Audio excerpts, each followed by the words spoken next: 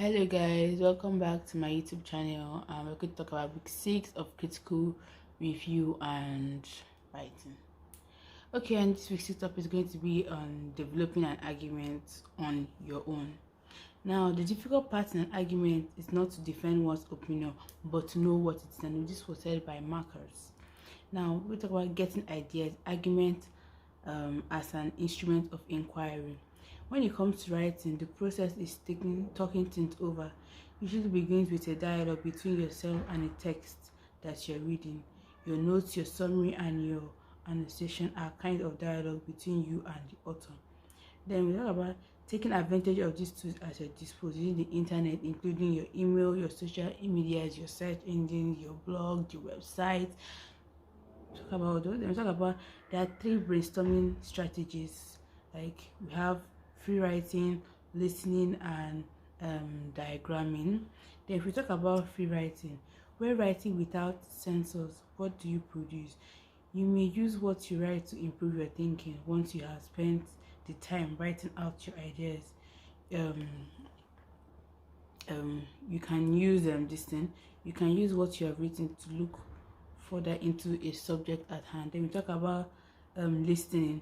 When you prepare a list of ideas for paper, just write down one item will often generate another. Of course, when you look over the list, you probably drop some of the details but I will be making progress. Then we talk about diagram.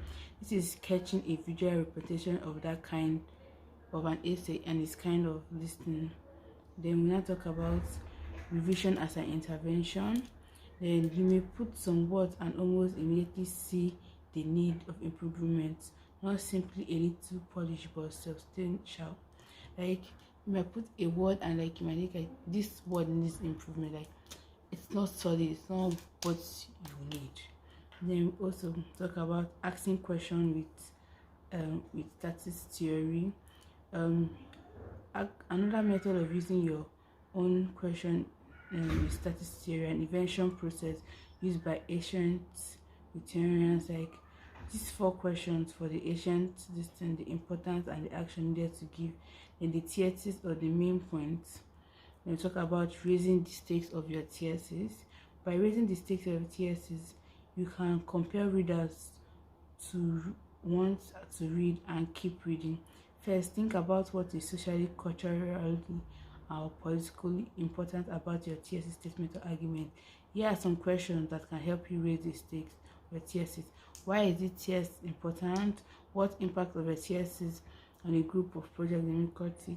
What's the consequences of your claim? What could happen if your position were not recognized?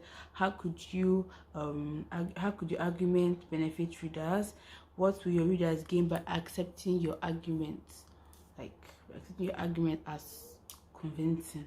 Then we have imagining an audience. Raising the stakes of your thesis also inquire you to imagine the audience you are addressing. And these are some questions you ask yourself that are relevant. Who are my readers? What do they believe? What common ground do we share? What do I want my readers to believe? What do I want them to know? Why should they care? Then we also talk about addressing opposition and establishing common ground. And we talk about the title, the opening paragraphs. Then opening paragraph, they prepare readers for a topic, naming the topic, giving some ideas, extra.